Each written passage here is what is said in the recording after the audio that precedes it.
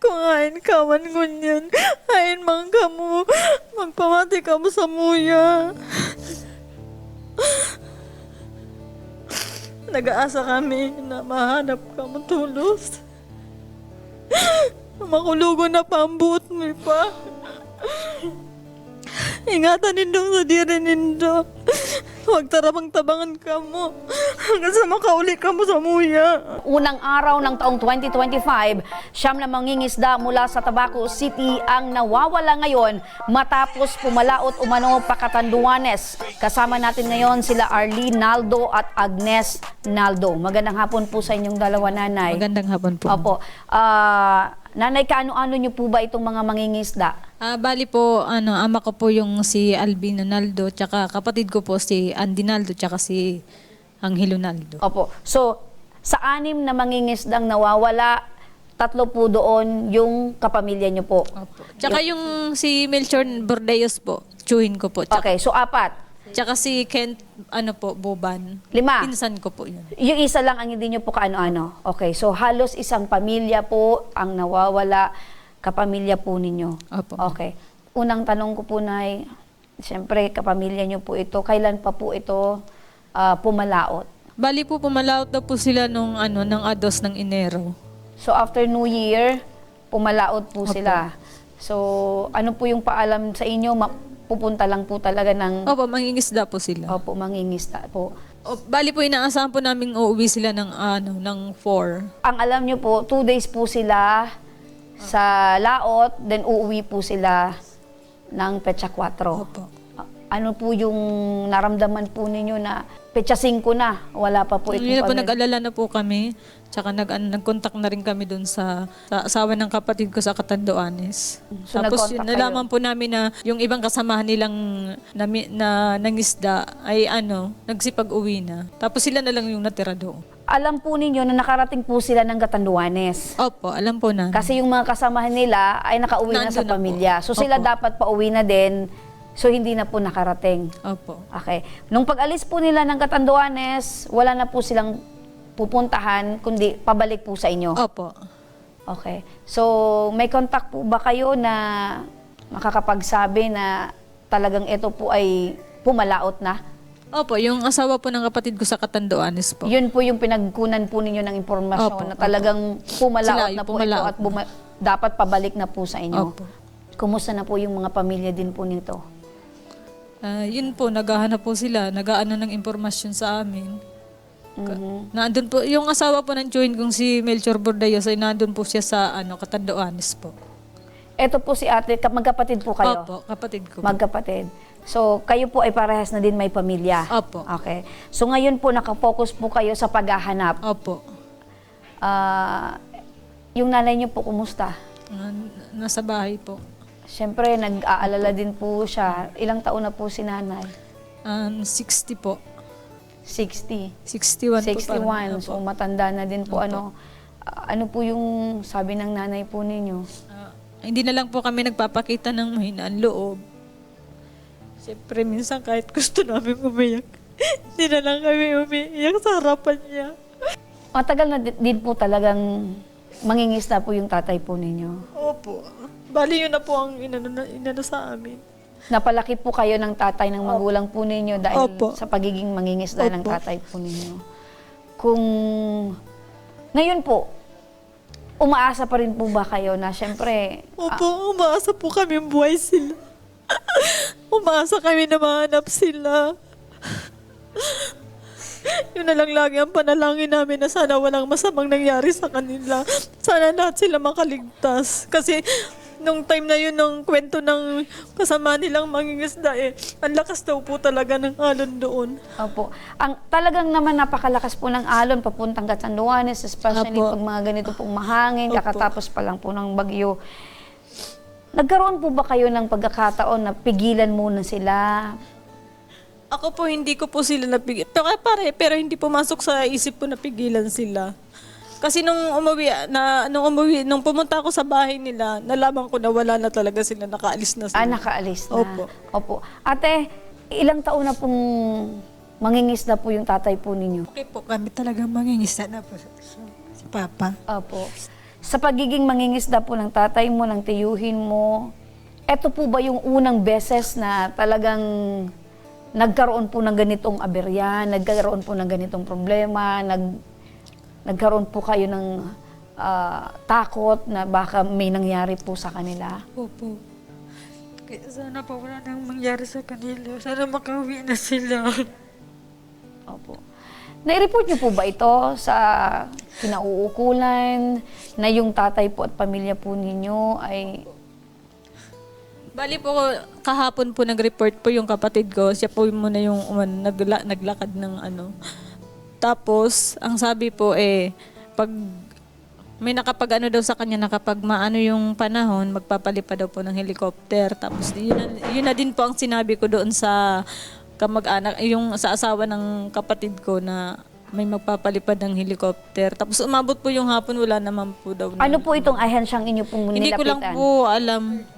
Sabi daw po sa Coast Guard daw po. Coast Guard ng Tabaco. Hindi lang po ako sigurado. Opo, pero ang sabi po ng kapatid po ninyo, Opo.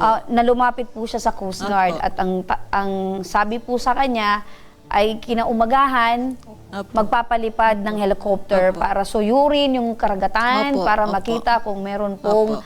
barko or bangka. Dalawang bangka po kasi yun. Dalawang bangka, separate po ito. Opo. So, ibig sabihin yung dalawang bangka po yun ang nawawala ngayon. Opo. Pero ano po kasi sila, partner po kumbaga Opo, pero lulan po ng dalawang bangka na yon, ito pong 6. Hindi po. Yung isa pong bangka, 5 sila. Tapos yung sa bangka naman ng ama namin, 4 po sila. 4. Bali, 10 po sila lahat. So, ibig sabihin, siyam po yung nawawala. Opo. Okay. So, 6 yung pamilya po ninyo na nawawala or 5, siyam po yung nawawala. Opo. 2 bangka ang pumalaot na hindi na po nakabalik. Opo. Okay. Nasa kabilang linya po ng telepono itong si Sir Gelasio Mulato Jr., ang tagapagsalita po ng City Disaster Risk Reduction and Management Office. Kahapon, 11:30 in the morning, nag-report po dito personally appeared Ms. Teresa Naldo, relative at anak po ito ni Albino Naldo, isa po doon sa mga mangingisda. Opo. Ano na po yung latest update po, sir? Dahil sabi niyo po ay naiparating na po sa inyo. Ano po yung latest update? Meron na po ba kayong naisagawang investigasyon? Ano na po ba yung pwede nating maibigay na impormasyon? Kanina, kausap ko yung MDRRMO ng Pandan, Catanduanes. At base po sa kanyang report ay nag-conduct na ng search and rescue operation ang munisipyo ng Pandan gamit ang kanilang bangka together with the personnel of Philippine Coast Guard para mag-conduct ng search and rescue operation at around 10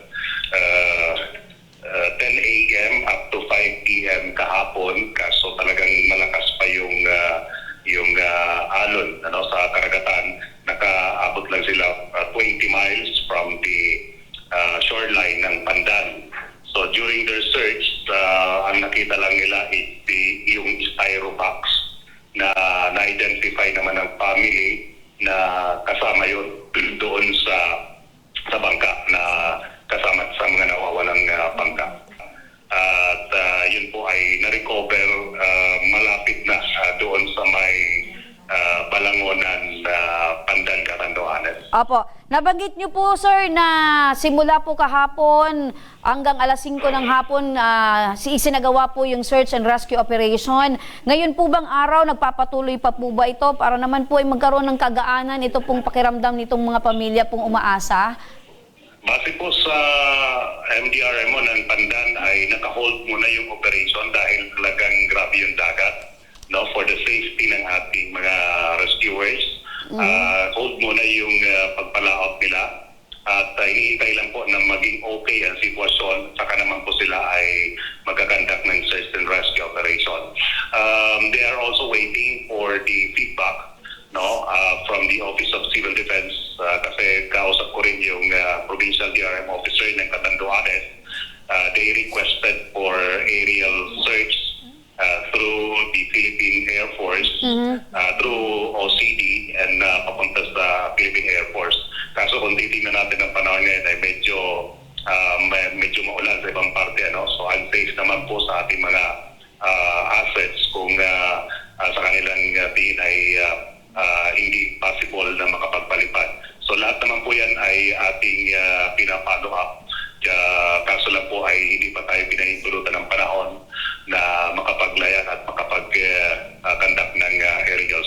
Opo, dahil iniisip din po natin yung buhay ng ating mga rescuer, ano po sir. Pero nabanggit nyo po sir na doon po sa search and rescue operation sa karagatan, natigil po yon at sa tulong po ng OCD, magkakaroon po ng aerial search and rescue operation naman din po. So, ngayon po sir, nandito po yung ating kababayan, ito pong pamilya po nitong mga nawawalang mangingisda. Ano po ba sir yung inyo pong mensahe or panawagan po para sa kanila? Opo, actually po na constant naman ang pag-ipag-usap ko kay Teresa Naldo, yung nag-report dito sa amin at palagi ako nag-update sa kanya. Ang lokal na gobyerno po ng Tabaco City ay hindi naman po nagpapabaya dito sa sitwasyon na ito.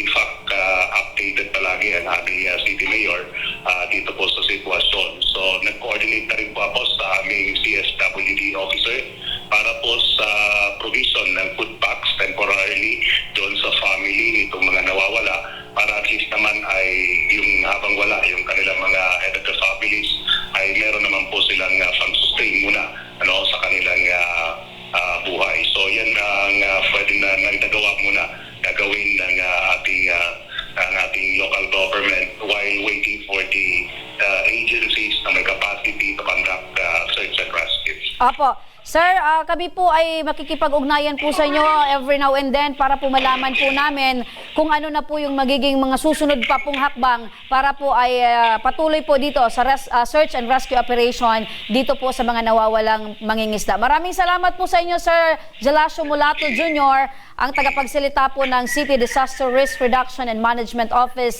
dyan sa Tabaco City. Maraming salamat po. Nanay, napakinggan niyo po, ate, ito pong CDRMO, kung patuloy po sila na ginagawa po itong para naman po ay makatulong po sa paghahanap po ng inyong pamilya.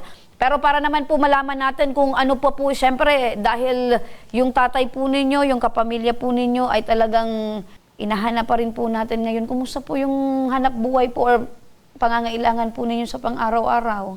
Halos hindi na po kami makakapaghanap buhay.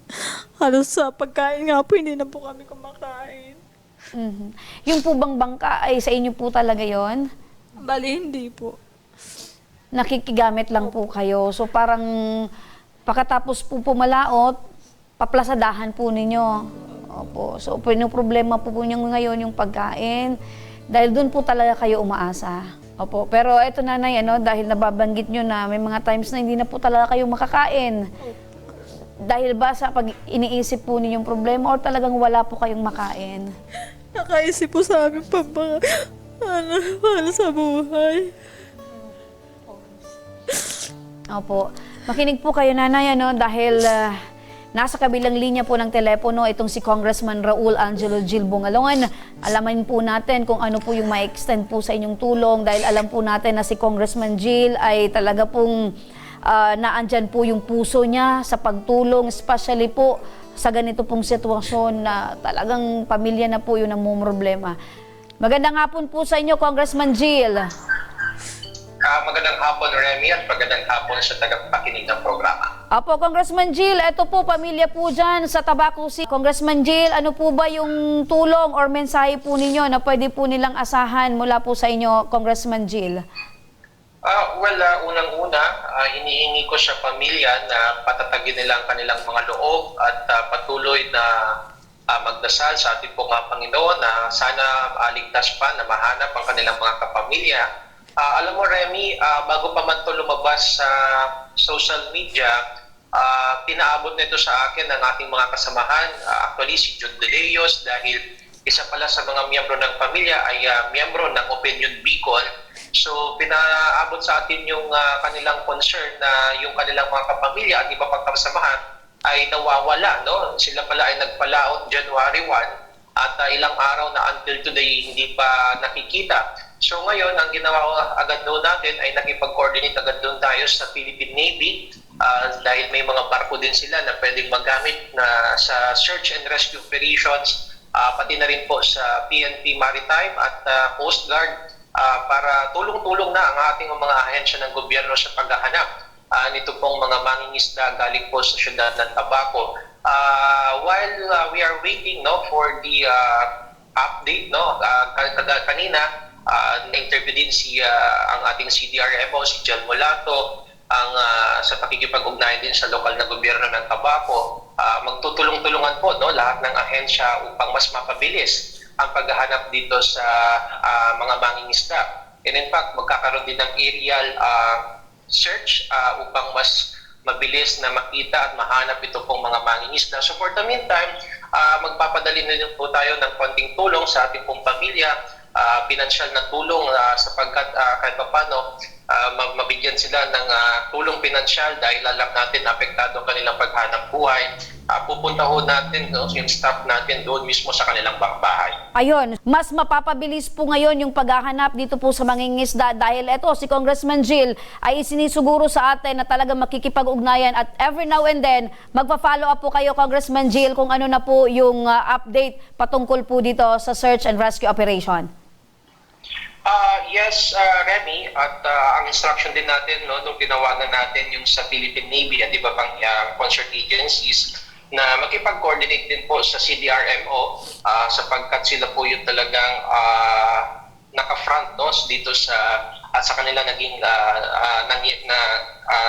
lumabas or nanggaling ito pong mga impormasyon patungkol sa mga nawawala. So, hindi ho tayo titigil, no, hanggat wala ho tayong update dito sa mga nawawalang mangingisda. Apo, with that po, Congressman Jill, kami po ay nagpapasalamat po sa inyo dahil hindi po kayo nagpabaya sa inyong pong kababayan dyan po sa Tabaco City. Mabuhay po kayo, Congressman Jill.